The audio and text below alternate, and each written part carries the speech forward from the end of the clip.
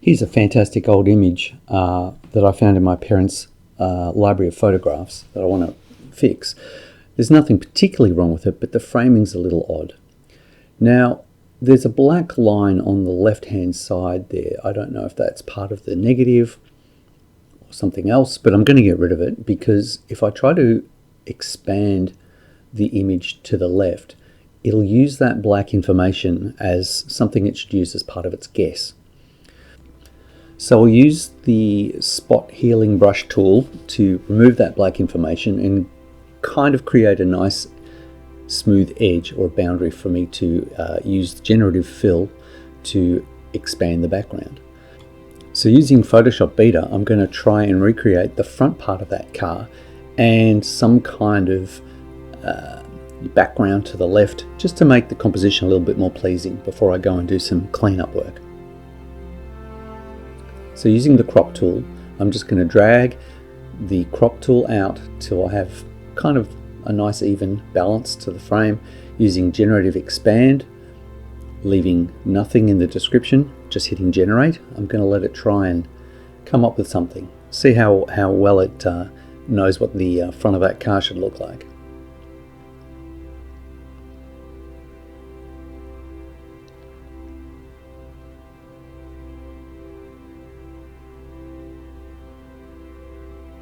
Alright, so here it's come up with 3 choices.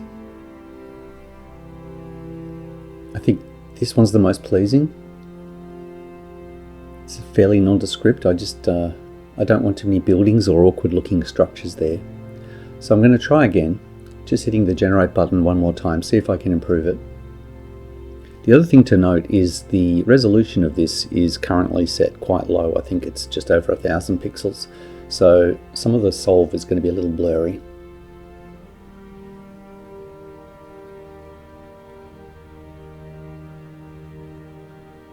Alright, so this has introduced a pole, but I quite like the trees. It's nondescript enough that it's not going to draw your eye, and it's done a pretty good job of making the front of the car.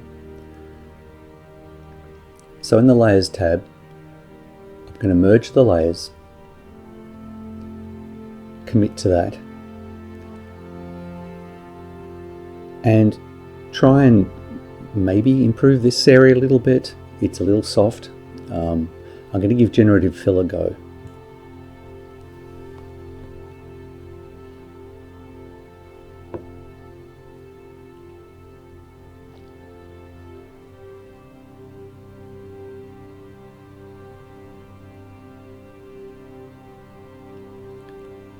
And unsurprisingly, it's given me 3 more blurry bits of grass. Not much use, unfortunately. So always nice to try these things. So I'm just going to go for the old clone stamp. Now, the mistake I make here is I try to clone stamp onto that generative fill layer, and it wants to be rasterized because it's a smart layer. So what I need to do is delete it or merge that down. There you go. Now we're back to a raster image, and I'm going to just clone stamp some of the grass from the middle of the frame over to the hard left, varying where the source point is so it doesn't stamp the same piece of grass over and over.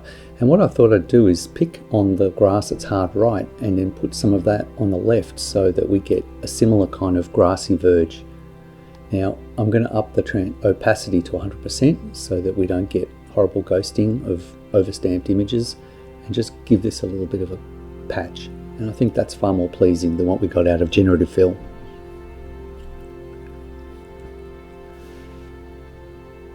So coming up to this menu, I'm going to select the Remove tool. And the Remove tool is really good at doing things like this. In one stroke, I can remove poles. And it's kind of like using generative fill, but a lot more localized. So I'm just going to get rid of these poles, particularly this one, because this is the one that the generative expand added. Oop. Doesn't matter.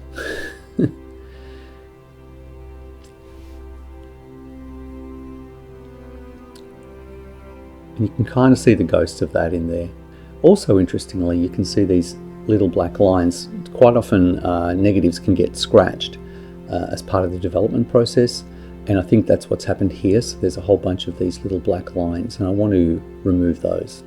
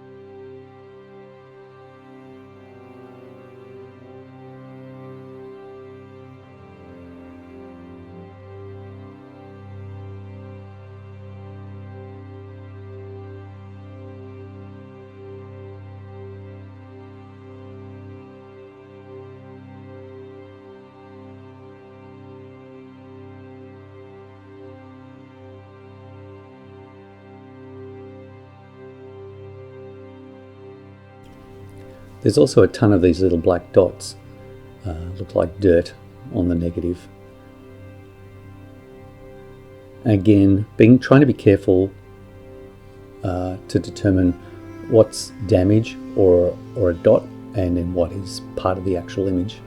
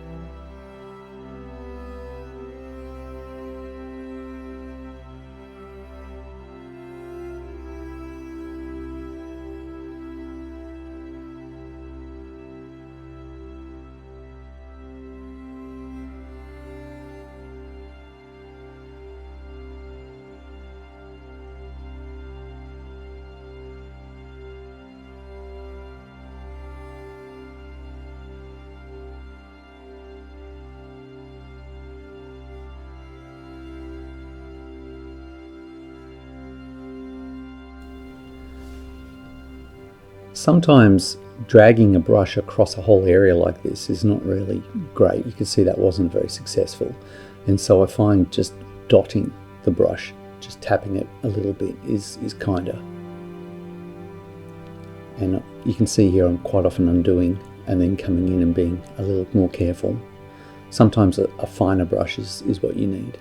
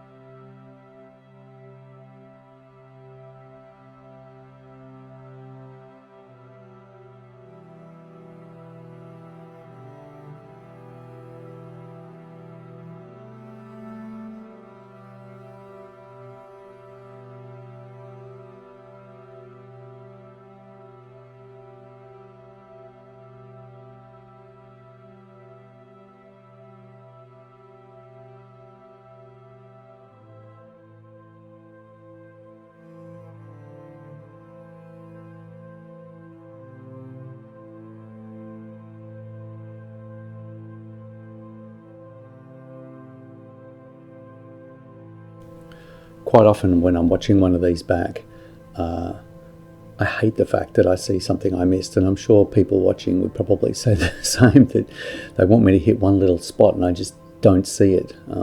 Sometimes it's a little difficult, and I am really doing these corrections quite quickly.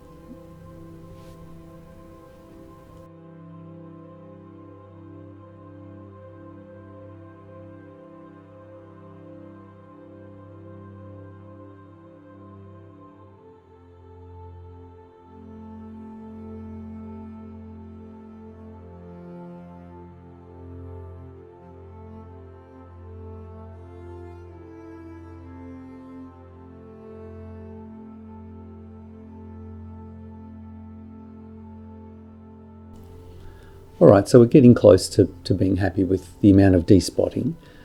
Just having a quick look at shadows and highlights. Now, you can see when I adjust the highlights, there's detail in the sky and there's detail in things like the pants on the person in the car, but I don't want that kind of everywhere. So what I'm doing is duplicating the layer and adjusting the shadow and highlights just to get some detail on the people inside the car. And then adding a mask and swapping the mask to black so it clears the effect of that layer. I'll pick a brush, set the brush to white so that it affects the mask, and just paint in a little bit of that adjustment where I feel like it would help the composition. Actually, the front here, the grass could come down a little too. So I'm not looking to make it horribly adjusted like a tone mapped image. I'm just trying to pull some of the overbrights down from the exposure. So toggling that on and off, you can see it's mostly the bottom half of the image. I've left the sky alone. Sometimes when you do this, you can actually introduce a lot of really hard grain in the top end of the image, and it looks a bit ugly.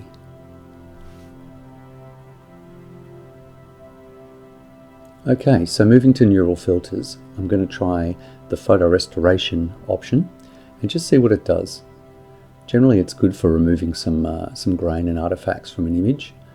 And you can see when I toggle it on and off, I can see what the result is, add that to a new layer, and because I never like committing it inside the neural filter dialog. Yeah, I'm pretty happy. That's not too bad.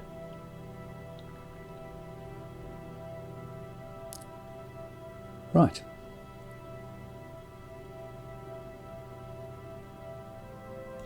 Quite often the damage in a picture is darker than the image or brighter than the image.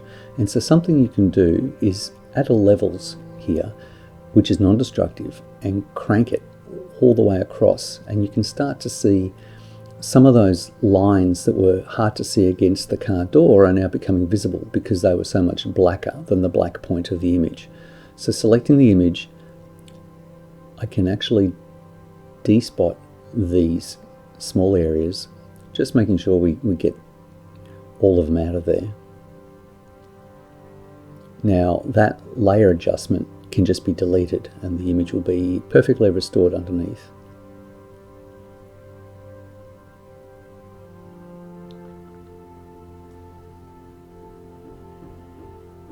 Just checking for any more of those black dots. I think it's relatively clean. So I can take that layer and pretty much delete it. I don't need that anymore.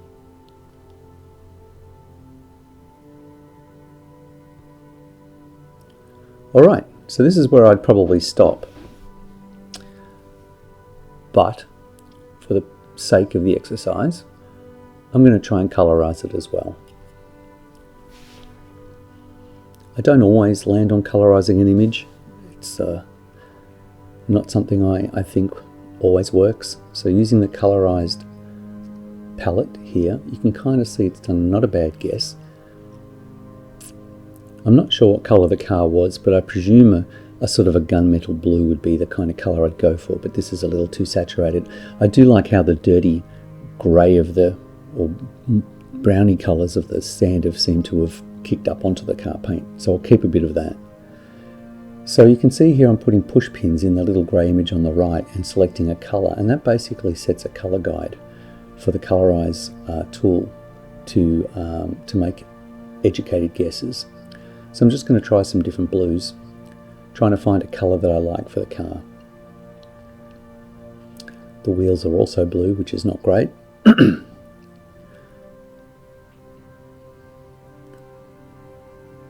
It would be nice if that little profile image was bigger, and it would be also nice if you could sample the colours elsewhere on the image while you were doing it. But for now, this is how it works.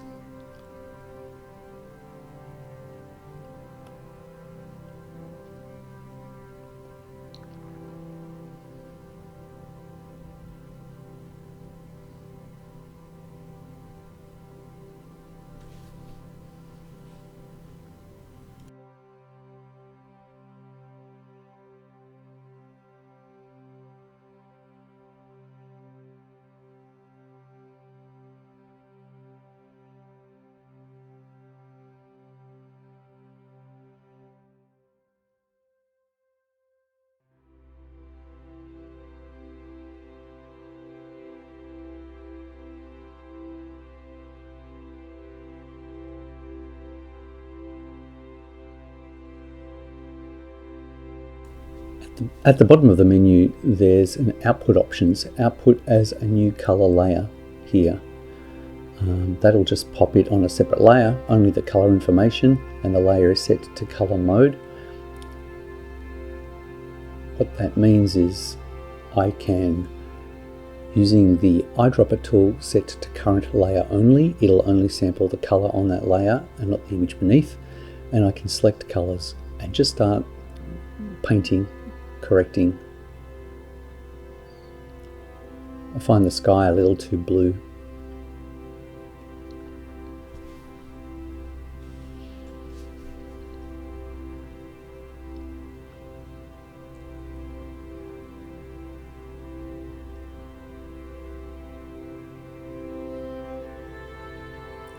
Sometimes it does big groups of trees pretty much in the same color everywhere, the same kind of green, and it's actually one of the least successful things. I think it does vehicles and people pretty well, but foliage, it's got a way to go.